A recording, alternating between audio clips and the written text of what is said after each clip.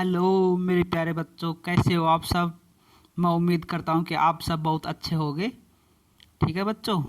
और हमारा आज का टॉपिक है साइंस। हम साइंस पढ़ेंगे आज। हमारा साइंस का पहला चैप्टर है आज। ठीक है बच्चों। तो हम शुरू करते हैं हमारा साइंस का चैप्टर। और मैं उम्मीद करता हूँ कि आप अपनी पढ़ाई बहुत ही अच्छे से कर रहे होंगे घर पे। और कोविड-19 का दौर चल रहा है, तो मेरे प्यारे बच्चों, घर से बाहर बहुत ही ज़रूरी काम हो तभी निकलना है, अन्यथा घर से बाहर बिल्कुल भी नहीं निकलना है। जब भी घर से बाहर किसी ज़रूरी कार्य के लिए निकलो तो अपने मुंह पर डबल लेयर मास्क लगाना है और टाइम टाइम पर सैनिटाइज़र से अपने हाथों को सैनिटाइज करते रहना है। तो बच्चों, आज हम अपना साइंस का पहला चैप्टर शुरू करते हैं। ठीक है बच्चों। तो हमारा साइंस का पहला चैप्टर है भोजन, जो हम खाते हैं डेली, जिससे हमारे को ऊर्जा मिलती है। उस भोजन खाने के बाद हमें ऊर्जा मिलती है और हम काम करते हैं। ठीक है बच्चों, जिससे हमारे को काम करने के लिए एनर्जी प्राप्त होती है। तो हम आज समझने की कोशिश करते हैं कि भोजन कहाँ से आता है, मिलता कहाँ से हमें ये भोजन। ठीक है मेरे प्यारे बच्चों। तो हम समझने की कोशिश करते हैं। ठीक है। तो आपने आसपास अपने दोस्तों से पता लगाए कि डेली वो क्या क्या खाते हैं। ठीक है बच्चों। तो इसी तरह हम जो भी चीज़ें हम खाते हैं, खाद्य पदार्थ वस्तु होते हैं, जैसे आप खाना खाते हो, बिस्किट खाते हो, जो भी जितनी भी चीज़ें खाते हो, ये सब क्या किस में आती हैं, खाद्य पदार्थों में आती हैं। तो आपको ये टेबल अपने नोटबुक में, जो मैं जिन जिन चीज़ों में, जिन टेबल्स में और जहाँ जहाँ पर मैं अंडरलाइन करूँगा, यही चीज़ें आपको अपने नोटबुक में नोट डाउन करनी है। बाकी सब चीज़ें आपको अच्छे से ध्यान से वीडियो को सुनना है और ये सब चीज़ें आपको समझनी है। ठीक है मेरे प्यारे बच्चों। और जिन चीज़ों पे मैं अंडरलाइन कर रहा हूँ, जहाँ पे लाइनिंग कर रहा हूँ, जहाँ मैं बोल रहा हूँ, वही चीज़ें आपको अपने नोटबुक में नोट डाउन करना है। तो सबसे पहले आपको ये सारणी टेबल 1.1 अपने टेबल उसमें नोटबुक में बनानी है। ठीक है बच्चों। और यहाँ पे अपने दोस्त के 5 दोस्तों के नाम लिखने हैं और यहाँ पे ये लिखना है उसमें कि पूरे दिन में क्या खाए। और लिखना है कि जैसे आज उसने खाना खाया, चावल खाया, जो भी चीज़ खाया, ये 5 दोस्तों के नाम लिखे और उनके बारे में लिखना है। ठीक है बच्चों। तो मेरे प्यारे बच्चों, कैसे समझ में अच्छे से आपको ये सारी चीज़ें आ रही होंगी। ठीक है बच्चों। तो ये सब चीज़ें आपको इसमें दिखा रखी है। तो अपने भोजन में हम अनेक प्रकार की चीज़ें खाते हैं। ठीक है बच्चों। खाने की ये सभी चीज़ें किससे बनी होती हैं। जैसे पक्के चावल के बारे में सोचो, हम कच्चा चावल लेते हैं, उसे पानी में उबालते हैं, इसे तैयार करके हमें 2 पदार्थों का संघटकों की आवश्यकता होती है। ठीक है बच्चों। जैसे हम चावल खाते हैं तो चावल बनाने के लिए हमें पानी की आवश्यकता होगी। ठीक है बच्चों। पानी, फिर उस पे गैस पे रखेंगे, हम उबालेंगे। तो जैसे संगठक, जैसे कोई चीज़ कितने चीज़ों से मिलकर के बनी हुई है। जैसे आपने चाय बनाया, तो चाय किस किस से बनी है। चाय में हम दूध डालेंगे, चाय पत्ती डालेंगे, पानी डालेंगे, चीनी डालेंगे। तो ये सारी चीज़ें, चीनी, चाय पत्ती, दूध, ये सब क्या हो गई, संगठक हो गए इसके। ठीक है। चाय के क्या हो गई, संगठक। ठीक है मेरे प्यारे बच्चों। तो हम ये समझने की कोशिश करते हैं टेबल 1.2। ठीक है बच्चों। तो ये भी आपको अपने नोटबुक के अंदर नोट डाउन करना है। ठीक है बच्चों। तो खाद्य पदार्थ एक तरफ लिखे हुए हैं, खाद्य पदार्थ दूसरी तरफ लिखना है कच्ची सामग्री। ठीक है बच्चों। तो रोटी, तो जैसे रोटी है, इसको इंग्लिश में हम चपाती भी बोल सकते हैं। तो इसके लिए कच्ची सामग्री हमें क्या क्या चाहिए, रोटी बनाने के लिए क्या क्या चाहिए, आटा चाहिए। ठीक है बच्चों। और जल चाहिए और नमक चाहिए। जैसे कोई बहुत लोग नमक नहीं डालते हैं, तो मेन मुख्य रूप से कौन कौन सी सामग्री चाहिए, कच्ची सामग्री हमारे को आटा और जल। ठीक है। जैसे दाल बनाना है हमारे को, ठीक है, दाल बनाने के लिए कच्ची दाल चाहिए, ठीक है, जल चाहिए, नमक चाहिए, तेल या घी, जैसे तेल में कोई बनाता है तो तेल चाहिए, घी में कोई बनाता है तो उसके लिए घी चाहिए, और मसाले चाहिए हमारे को। ये सब चीज़ें मिलेंगी तो, ये सब चीज़ें हमारे पास होंगी तो क्या होगा, हम दाल बना पाएंगे। अब आपको ये 2 चीज़ें तो लिखी हुई है इस टेबल में, ठीक है। इसके बाद आपको 3 चीज़ें और ऐड करनी है। जैसे आप हमारे को सीताफल की सब्ज़ी बनानी है, तो सीताफल की सब्जी बनाने के लिए हमें कच्ची सामग्री क्या क्या चाहिए होगी। सबसे पहले तो हमें कच्ची सामग्री के रूप में सीताफल चाहिए होगा। ठीक है बच्चों, सीताफल के बाद हम तेल या घी चाहिए होगा। ठीक है, नमक चाहिए होगा, मसाले चाहिए होंगे, मेथी चाहिए होगी। ठीक है, जो जो भी चीज़ें यहाँ पे चाहिए होंगी वो चीज़ें आपको यहाँ पे इसमें कच्ची सामग्री में लिखना है। ठीक है, यहाँ पे रोटी लिख देना है, उसके बाद उसके लिए कच्ची सामग्री क्या चाहिए ये लिखना है। दाल, दाल के बाद कच्ची सामग्री क्या चाहिए ये लिखना है। ठीक है, उसके बाद यहाँ पे सीताफल लिखना है। उसके बाद 4 नंबर पे लिखना है कटहल। उसके बाद कच्ची सामग्री क्या क्या चाहिए वो सारी लिखनी है, जैसे कटहल चाहिए, उसके बाद जल चाहिए, नमक चाहिए, तेल चाहिए, घी चाहिए, मसाले चाहिए, ये सारी चीज़ें उसमें लिखनी है। तो यहाँ पे 1 2 3 4 5 पॉइंट लगा के 5 चीज़ें इसमें आपको लिखनी है। ठीक है मेरे प्यारे बच्चों, तो आपको ये सब चीज़ें बहुत अच्छे से समझ में आ रही होंगी। ठीक है, खाद्य सामग्री एवं इनके स्रोत, खाद्य सामग्री कहाँ से हमारे को मिलती हैं और ठीक है बच्चों, ये कहाँ से मिलती हैं हमारे को। बहुत सारी खाद्य सामग्री हमारे को पेड़ पौधों से मिलती हैं। जो खाद्य सामग्री होते हैं उनका प्राथमिक स्रोत क्या होते हैं, पेड़ पौधे। जो भी चीज़ें, जैसे हमारे को सीताफल चाहिए, सीताफल कहाँ से मिलेगा, पेड़ के लगता है। केला चाहिए, केला भी पेड़ से, पादपों से, जिसको बोलते हैं हम पादप, पादप पदार्थ होते हैं ये। ठीक है, पेड़ पौधों से प्राप्त होता है। आम, सेब, ठीक है बच्चों, और केला, मौसमी, जितने भी चीज़ें हैं सारी चीज़ें हमारे को पेड़ पौधों से प्राप्त होती हैं। पर बहुत सारी चीज़ें ऐसी भी होती हैं जो पेड़ पौधों से नहीं, जंतुओं से प्राप्त होती हैं। जैसे दूध, जैसे आपको दूध चाहिए पीने के लिए, दूध कहाँ से प्राप्त होगा, दूध गाय से प्राप्त होगा, भैंस होती है उससे प्राप्त होगा, बकरी से प्राप्त होगा। अंडा चाहिए, अंडा मुर्गी से प्राप्त होगा। ठीक है बच्चों, मछली खाने के लिए, मछली ये भी जंतु उत्पाद है। ठीक है बच्चों, मांस ये भी जंतु उत्पाद है। ठीक है बच्चों, तो इनकी खाद्य सामग्री होती है, इनके स्रोत क्या क्या हैं, तो ये सारी चीज़ें इनके क्या हैं, स्रोत हैं। ठीक है बच्चों, तो जैसे कि आपको चावल चाहिए, तो चावल कहाँ से मिलेगा आपको, चावल खेतों में। सबसे पहले क्या होगा, खेतों में धान, ये जैसे देख आपको इसमें डायग्राम में दिखाया गया है कि खेत में सबसे पहले क्या लगाते हैं, पानी का एक खेत भर दिया जाता है, उसमें क्या करते हैं, धान के पेड़ लगा देते हैं उसको।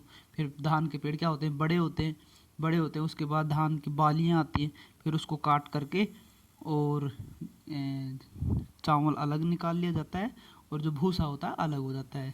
फिर उसके बाद देखिए आगे नीचे इसमें डायग्राम में नीचे दिखाया गया है कि धान को बैल के ऊपर बैलगाड़ी में लाद करके और घर की तरफ ले जाया जा रहा है। ठीक है बच्चों, तो फल इत्यादि स्रोत होते हैं, तो जंतुओं से हमें ये पेड़ पौधों से प्राप्त होते हैं, सब्जी, अन्न, फल इत्यादि स्रोत। ठीक है, जंतुओं से हमें दूध, मांस, अंडे एवं अन्य जंतु उत्पाद प्राप्त होते हैं। गाय, बकरी, भैंस दूध देने वाले कुछ सामान्य पशु हैं। दूध एवं विभिन्न दूध उत्पाद जैसे मक्खन, क्रीम, ठीक है बच्चों, ये सब चीज़ें हमें दूध से बनते हैं। जैसे मक्खन है, क्रीम है, ये सब दूध से बनने वाले उत्पाद हैं। तो अब जैसे टेबल 1.2 हमारे पास दी हुई है। ठीक है, संघटक जिससे भी बने हैं तथा उनके स्रोत। अब यहाँ पे एक तरफ दिया गया है, यहाँ पे ये दिया है इडली, चिकन करी, खीर। ठीक है बच्चों, ये क्या है, खाद्य पदार्थ हैं, खाद्य मद या खाद्य पदार्थ। अब यहाँ पे दिया गया है कच्ची सामग्री और यहाँ पे दिया गया है स्रोत। स्रोत का मतलब ये कहाँ से प्राप्त होते हैं हमारे को, और कच्ची सामग्री कि ये किस किस से बने होते हैं, किस चीज़ से मिलकर के ये बने होते हैं। जैसे इडली है, देखिए मानिए, तो इडली किससे, चावल से चावल इडली बनाने के लिए हमें क्या क्या चाहिए, कच्ची सामग्री चाहिए हमें। सबसे पहले हमें चावल चाहिए, फिर उड़द की दाल चाहिए, नमक चाहिए और जल चाहिए। ये सारी चीज़ें हम इकट्ठी कर लेते हैं। ठीक है बच्चों, उसके बाद हम इडली बनाने का प्रोसेस शुरू करते हैं। तो ये सारी चीज़ें हमें मिलती कहाँ से हैं, पौधों से मिलती हैं। ठीक है, जैसे आपको चिकन करी बनाना है, तो चिकन करी बनाने के लिए सबसे पहले आपको क्या करना होगा, चिकन लाना होगा, मसाला चाहिए आपको, तेल या घी चाहिए और जल चाहिए। ये सारी सामग्री हम इकट्ठा करके और फिर चिकन बनाने की रेसिपी शुरू करते हैं। तो ये सारी चीज़ें हमें मिलती कहाँ से हैं, इनका स्रोत क्या है, मेन सोर्स क्या है इनका, जंतु, जीव जंतुओं से ये सब चीज़ें हमें प्राप्त। जैसे चिकन चाहिए तो एक मुर्गा को आपको काटना होगा, तो उसके बाद में वो क्या है, जंतु, तो ये क्या हो गया, जंतु उत्पाद हो गए। अब आगे क्या है, खीर, तो आपको खीर बनाना है। ठीक है बच्चों, तो खीर बनाने के लिए सबसे पहले आपको क्या चाहिए, दूध चाहिए। ठीक है। दूध के बाद चावल चाहिए आपको, चावल और चीनी, ये सब चीज़ें मिलने के बाद हम खीर बनाने की रेसिपी शुरू करते हैं। ठीक है बच्चों। तो ये जो सारे इसके कच्ची सामग्री ये हमें मिलती कहाँ से है? जैसे दूध है, दूध कहाँ से मिलेगी? भैंस या गाय से मिलेगी, तो ये क्या हो गया? जंतु उत्पाद हो गया। चावल, चावल अभी मैंने आपको समझाया कि धान के खेत में सबसे पहले धान उगाया जाएगा, फिर उसके बाद काट करके कोई बैल की सहायता से घर पे लाया जाता है, तो ये क्या हो गया? पादप, पौधों से प्राप्त होता है। और चीनी होती है, चीनी किससे प्राप्त होती है? गन्ना से प्राप्त होती है। ठीक है, तो ये भी क्या हो गया? पौधों से ही प्राप्त हो गया। ठीक है बच्चों। तो जैसे घी, पनीर और दही संसार में प्रत्येक क्षेत्र में किया जाता है। क्या आप कुछ जंतुओं के नाम बता सकते हैं जो हमें दूध देते हैं? तो आपको 5 ऐसे जानवरों के नाम लिखना है जो दूध देते हैं। ठीक है, 2 का नाम मैं बता रहा हूँ आपको, गाय, भैंस। 3 का आपको अपने मन से लिखना है। ठीक है बच्चों। तो भोजन के रूप में पौधों के भाग और जंतु उत्पाद, अब मैं आपको इस डायग्राम के माध्यम से बताऊंगा। और सबसे पहले हम ये पढ़ लेते हैं जो लिखा है इसमें, कि पौधे हमारे भोजन का एक मुख्य स्रोत है। हम पौधों के कौन से भाग का उपयोग खाद्य पदार्थ के रूप में करते हैं? हम पत्तियों वाली अनेक सब्जियां खाते हैं। ठीक है, बहुत सारे पादप ऐसे होते हैं जिनकी पत्तियों को हम सब्जी के रूप में खाते हैं। ठीक है बच्चों। कुछ पौधों के फलों को भोजन के रूप में खाते हैं। जैसे हम पत्तियों वाले अनेक सब्जियां खाते हैं, जैसे कि पालक है, तो पालक क्या है? पौधे की पत्तियां हैं, तो हम पत्तियों को खा रहे हैं। कुछ पौधे फलों के भोजन के रूप में खाते हैं, जैसे केला है तो उसके फल हैं। कभी कच्चा केला की हम सब्जी भी बनाते हैं। ठीक है बच्चों। कभी हम जड़ कभी तना खाते हैं, जैसे जड़ खाते हैं। जैसे मूली होती है तो ये पौधे का कौन सा भाग होता है? जड़ भाग होता है। गाजर होता है, ये भी पौधे का कौन सा भाग होता है? जड़ भाग खा रहे होते हैं हम। ठीक है बच्चों। कभी हम तना खाते हैं, तो तने का कौन सा उदाहरण है? बेस्ट उदाहरण, कि जो आलू होता है, जो पौधे का कौन सा भाग होता है? तना होता है। ठीक है बच्चों। तो जो आलू होता है पौधे का तना भाग खाते हैं हम। ठीक है। और कभी कभी पुष्प भी भोजन के रूप में खाते हैं। ठीक है मेरे प्यारे बच्चों। जैसे लौंग होती है, तो लौंग पेड़ के कौन से भाग से प्राप्त होती है? लौंग होती है जो पौधे के पुष्प भाग से प्राप्त होती है। तो इस चीज़ को आप इस तरह से समझो कि बहुत सारी चीज़ें, जैसे गाजर और मूली हम खा रहे हैं, तो गाजर मूली हम पौधे के जड़ भाग से प्राप्त होता है। ठीक है बच्चों। जैसे आलू है, आलू पौधे के तना भाग से प्राप्त हो रहा है। और पुष्प भाग से प्राप्त होती है लौंग। ठीक है मेरे प्यारे बच्चों। तलकर कुछ पौधे के भाग 2 या 2 से अधिक भाग खाने योग्य होते हैं। कुछ पौधों के 2 या 2 से अधिक भाग भी खाने होते हैं। जैसे गाजर का ऊपर का भाग होता है जिसको बोलते हैं गजरा बोलते हैं। ठीक है, वो भी खाने योग्य होता है। गाजर का जड़ भाग होता है वो भी खाने योग्य होता है। तो कुछ पौधे ऐसे होते हैं जिनके 2-2 भाग खाने योग्य होते हैं। उदाहरण के लिए सरसों के बीज से हमें तेल प्राप्त होता है, एवं इसकी पत्तियों का उपयोग साग बनाने में किया जाता है। ठीक है मेरे प्यारे बच्चों। तो इस तरह से हम ये सारी चीज़ें समझ सकते। जैसे ये आपके सामने डायग्राम दिया है, ये डायग्राम आपको अपने नोटबुक में बनाना है। ठीक है, और इसके सारे जितने भी ये पार्ट्स हैं इनका नाम लिखना। जैसे यहाँ पे ये क्या दे रखा है? पुष्प। ठीक है, ये दे रखा है फूल, ये फल दे रखा है। जैसे ये भिंडी का पेड़ लग रहा है तो ये क्या लगा हुआ है? भिंडी। और ये क्या है? इसका पुष्प भाग है, ये तना है यहाँ पर इसका। ठीक है, ये फली है, ये फलियाँ रखी है यहाँ पे। ठीक है बच्चों। तो ये आपको ये पूरा डायग्राम अपने नोटबुक में बनाना है और इसके सारे पार्ट्स का नोट डाउन नामांकित करना है। ठीक है बच्चों। अब हम देखते हैं ये टेबल, भोजन के रूप में पौधे के भाग। ठीक है, खाद्य पदार्थ के मुख्य स्रोत की तरह पौधा। ठीक है, ये आपको ये टेबल अपने नोटबुक में बनाए। ठीक है, ये मैं आपको अभी लास्ट में बता दूंगा क्या क्या आपको नोट डाउन करना है। पहले आप ये अच्छे से वीडियो को ध्यानपूर्वक सुनने और समझने की कोशिश करें जो मैं समझाने की कोशिश कर रहा हूँ आपको। ठीक है मेरे प्यारे बच्चों। तो खाद्य पदार्थ मुख्य स्रोत की तरह पौधा, बैंगन का भरता, संगठक स्रोत।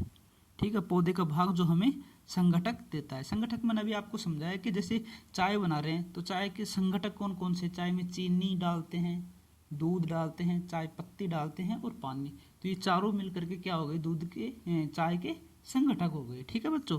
जैसे हमें बैंगन का भरता बनाना है, ठीक है, तो बैंगन का भरते के लिए संगठक क्या कहते हैं? संगठक बैंगन चाहिए सबसे पहले तो हमारे को, फिर मिर्ची मसाले के रूप में मिर्ची चाहिए और तेल चाहिए। ये सारे इसके क्या हो गए? संगठक हो गए। ठीक है, पौधे का भाग जो हमें संगठक देता है।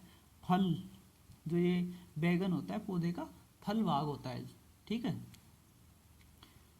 फल के रूप में हमें ये प्राप्त होता है, ठीक है मेरे प्यारे बच्चों। अब ऐसे ही आपको ये 2 पॉइंट और लिखना है इसके अंदर कि जैसे आपको कटहल की सब्जी बनानी है तो उसके लिए आपको संगठक पदार्थ कौन कौन से चाहिए और ये हमें पौधे के किस भाग से प्राप्त होता है, ठीक है बच्चों। और तीसरे पे आपको लिखना है भिंडी, भिंडी में लिखना है आपको कि ये संगठक इसके लिए क्या क्या चाहिए, ये कौन से भाग से, ये आपको खुद से करना है, ठीक है मेरे प्यारे बच्चों। अब आगे हम देखते हैं, अब है आगे अंकुरित। अब इस चीज़ को हम समझने की कोशिश करते हैं। क्रियाकलाप 5 हम समझते हैं। मूंग अथवा चने के कुछ सूखे बीज लीजिए। अब इनमें से कुछ बीजों को जल से भरे एक पात्र में डाल दें तथा 1 दिन के लिए छोड़ दीजिए। अगले दिन जल को पूरी तरह निकाल दें और बीजों को गिलास में रहने दें। उन्हें एक गीले कपड़े में लपेट कर एक और रख दीजिए। अब आप क्या आप बीजों को कुछ परिवर्तन देखते हैं? क्या छोटी सी सफ़ेद रचना बीज के बाहर निकलती है? यदि हाँ तो बीज अंकुरित हो गए हैं, यदि नहीं तो बीजों में पानी में धोएं, पानी में निकाल दें और गीले कपड़े में ढककर अगले दिन के लिए उन्हें छोड़ दें। क्या उस दिन आपको बीजों में से बाहर निकलता हुआ एक छोटा सा अंकुर दिखाई देता है? अंकुरों को सावधानी से धोकर आप इन्हें खा सकते हैं, ये उबाले भी जा सकते हैं। इनमें कुछ मसाले मिलाने पर खाने के लिए एक स्वादिष्ट अल्पाहार तैयार हो जाता है।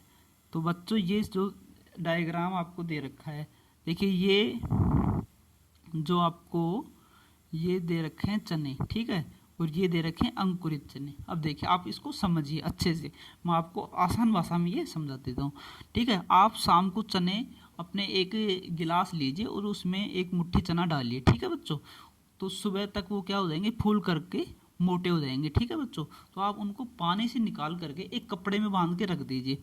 अब 1 दिन या 2 दिन बाद जब आप देखेंगे तो उनमें वाइट कोंपली निकलने लगती हैं। तो ये जो कोंपली निकलने के बाद जो चने होते हैं तो इनको हम क्या कहेंगे, ये कहलाएंगे अंकुरित चने, ठीक है बच्चों, ये कहलाएंगे अंकुरित, ठीक है। तो आपसे पूछ ले अंकुरित क्या होता है, तो सीधी सी परिभाषा है कि जैसे चने को भिगो करके और उनको बाहर निकाल करके कुछ समय के लिए हम उनको बांध करके रख देते हैं कपड़े में, तो वो जब उनके वाइट कोंपली निकलने लगते हैं तो वो क्या कहलाते हैं, अंकुरित।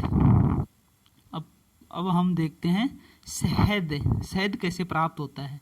जब मधुमक्खियाँ होती हैं ना, मधुमक्खियाँ फूलों पर मकरंद का मतलब होता है मीठी रस, फूलों के मीठे रस को भंडारित कर लेती हैं, चूस लेती हैं, फूलों पे बैठती हैं और वहाँ से मीठा रस होता है उनको, जिसको बोलते हैं मकरंद, उनको चूस करके और अपने छत्ते में ले जा करके भंडारित कर देती हैं।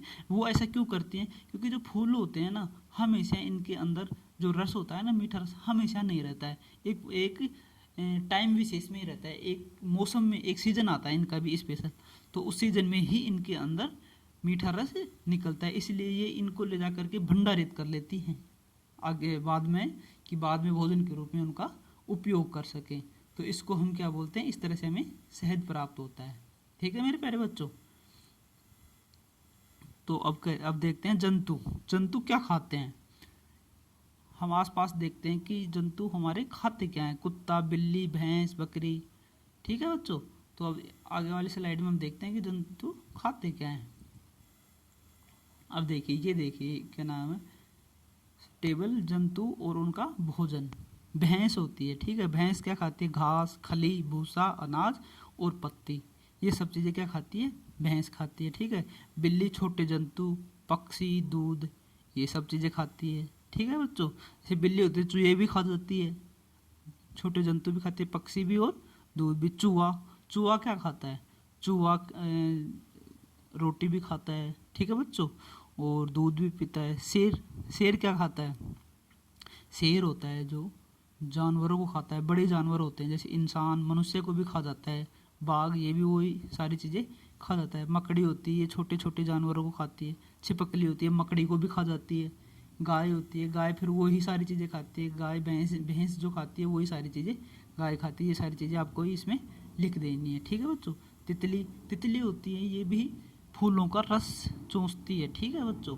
जैसे मकरंद अभी मैंने आपको पढ़ाया कि मधुमक्खी होती है, वो भी क्या नाम है, मकरंद को खाती है और ये भी मकरंद इकट्ठा करती है। कौवा कौवा होता है जो सर्वाहारी होता है, कौवा मांस भी खाता है और शाकाहारी जो जैसे रोटी वगैरह ये सारी चीज़ें भी खाता है। तो आपको ये टेबल बना लेनी है, ठीक है बच्चों।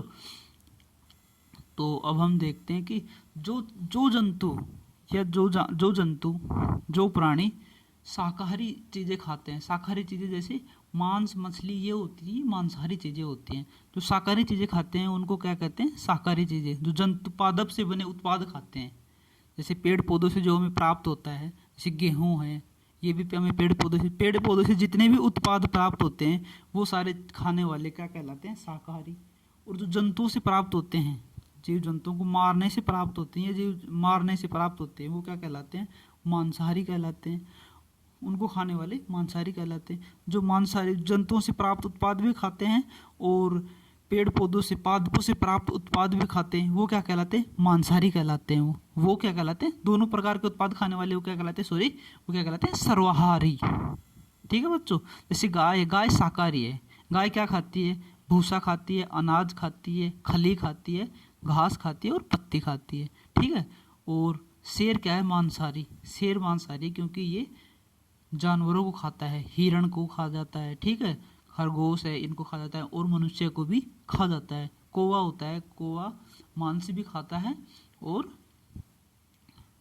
पादप से बने उत्पाद भी खाता है। अब आपको इसमें टेबल में एक फर्स्ट एक लाइन भरी हुई है, इसमें आपको दूसरे में और लिखना है, शाकाहारी के और एग्जाम्पल लिखना है।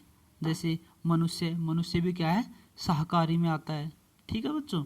और जैसे गाय के बाद हो गया भैंस, ये भी हो जाता है मांसाहारी के टेबल में आ जाएगा।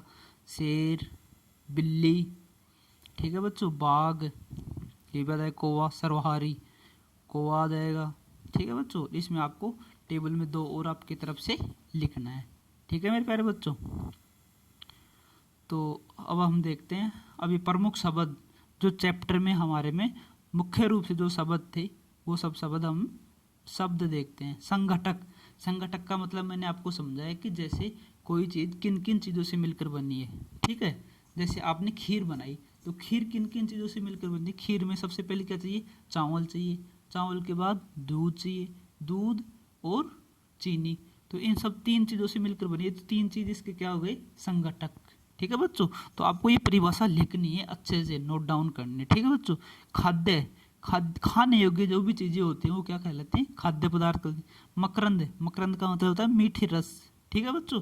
मधुमक्खियाँ फूलों के ऊपर से मकरंद इकट्ठा करती हैं, मतलब कि मीठे रस को इकट्ठा करती हैं और अपने छत्ते में ले जा करके भंडारित करती हैं, इकट्ठा करती हैं। तो मकरंद का अर्थ क्या हो गया, मीठे रस। अंकुरित बीज, वही अभी मैंने चने वाला एग्जाम्पल देकर के आपको समझाया। शाकाहारी, जो जंतु जो प्राणी जंतुओं से बने पादपों से बने उत्पाद खाते हैं, शाकाहारी कहलाते हैं।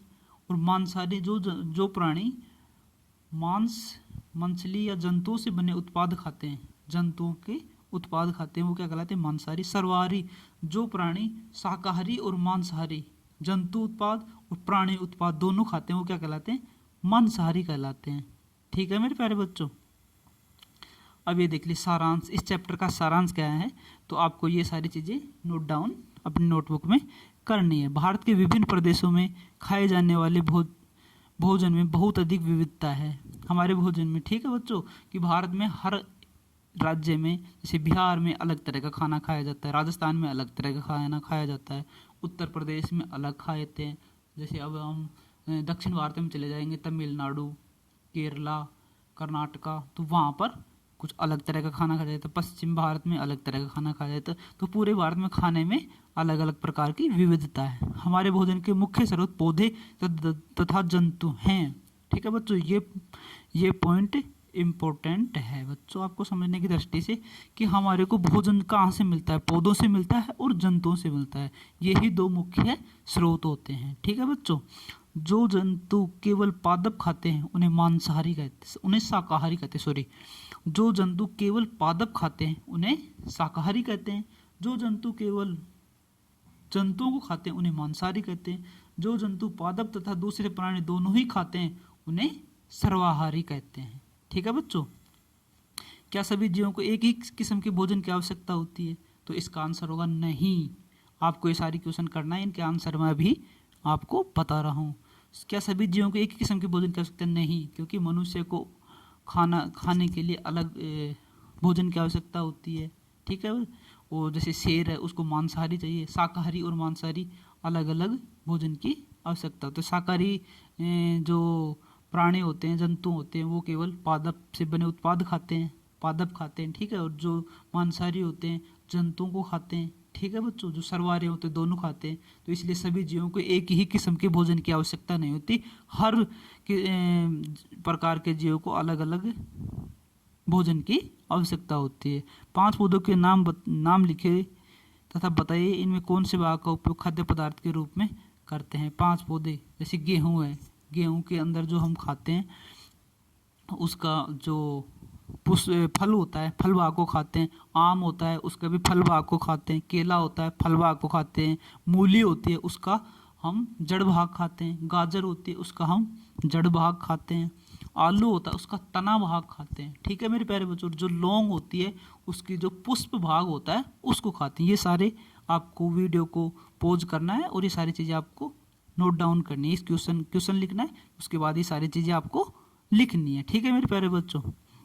अब देखिए, दूध, दही, पनीर, घी, आपको कॉलम 1 से कॉलम 2 में मिलान करना है। क्या है? दूध, दही, पनीर, घी, ये क्या है? सब ये सारे जंतु उत्पाद हैं। ये दूध हमें भैंस से प्राप्त होता है, ठीक है। अब दूध मिल गया, अब दूध के बाद हम दही बनेगा, दूध से ही दही बनेगा, दूध से ही पनीर बनेगा और दूध से ही घी बनेगा। तो ये सारे क्या हैं? जंतु उत्पाद हैं, ठीक है बच्चों। तो मैं इसमें लिख देता हूँ 1 नंबर, इसमें लिख देता हूँ 2 नंबर, इसमें 3 और इसमें 4। अभी इनके सामने मैं लिख देता हूँ, इसमें आएगा 1 नंबर, ठीक है बच्चों। अब पालक, फूल गोभी और गाजर, ये क्या है? ये सारी क्या है? सब्जियां हैं। तो ये क्या आएगा? 2 नंबर।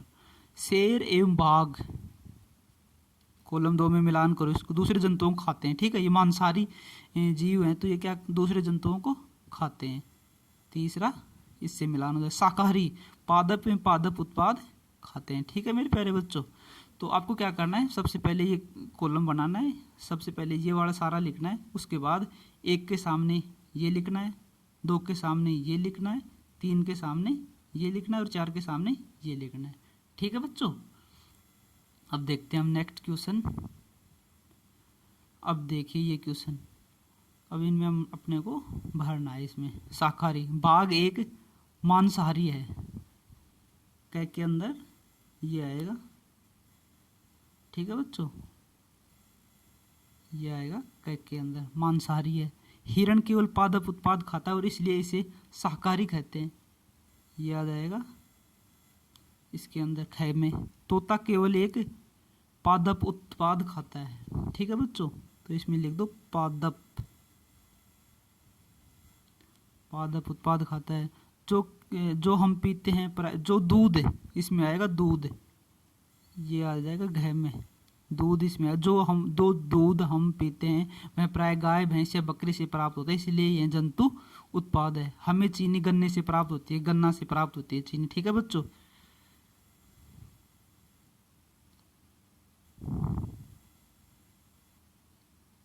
मेरे प्यारे बच्चों, ये गन्ना से प्राप्त होती है चीनी हमारे को, ठीक है मेरे प्यारे बच्चों। तो ये था हमारा आपका साइंस का पहला चैप्टर। तो आपको ये सारे क्वेश्चंस करने हैं, आपको एक क्वेश्चन लिखना है सबसे पहले अपनी नोटबुक में। ये सारे 4 क्वेश्चन आपको करने हैं, ठीक है बच्चों। इनका आंसर मैंने आपको बता दिया है पीछे वीडियो में, आपको अच्छे से सुन करके और ये सारे क्वेश्चन कर लेना है, ठीक है बच्चों। और इनमें मैं बता रहा हूँ आपको क्या क्या करना है। ये टेबल आपको बनानी है, मैं जहाँ पे नोट मार रहा हूँ ये सारी टेबल आपको बनानी है और इसमें आपको लिखना है। ये सारी चीज़ें मैंने आपको पीछे वीडियो में बता दी है, ठीक है बच्चों। सारी टेबल आपको बनानी है। मैं समझ पा रहा हूँ कि आपको ये सारी चीज़ें बहुत अच्छे से समझ में आ गई होगी। और अगर आपको समझ में नहीं आई तो आप वीडियो को बार बार देखिए, बहुत अच्छे से आपको सारी चीज़ें समझ में आ जाएंगी, ठीक है मेरे प्यारे बच्चों।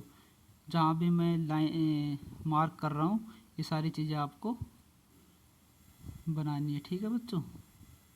सारे टेबल्स आपको अपने नोटबुक के अंदर नोट डाउन करना है। ठीक है बच्चों, ये भी करना है। ठीक है, अगर आप कहीं भी डाउट लगे तो कमेंट बॉक्स में आपको कमेंट करना है और पूछना है कि आपको कहाँ ये समझ में नहीं आया, और ये डायग्राम भी आपको अपनी नोटबुक के अंदर बनाना है। तो ये था हमारा आज का ये चैप्टर साइंस का पूरा कंप्लीट हो गया। तो आई होप आपको ये बहुत अच्छे से समझ में आया होगा। आपको ये वीडियो अगर कम समझ में एक बार में आया हो तो आपको फिर से दोबारा से वीडियो बार बार देखना है, जब तक कि आपको ये अच्छे से समझ में ना आएगा। जहाँ भी आपको डाउट लगे आप कमेंट बॉक्स में मेरे से पूछ सकते हो। तो मेरे प्यारे बच्चों, कैसा लगा आपको ये वीडियो? अगर आपको अच्छा लगा तो आप लाइक और शेयर ज़रूर करिए और चैनल को सब्सक्राइब कर लीजिए और अपने दोस्तों को इसको शेयर करें।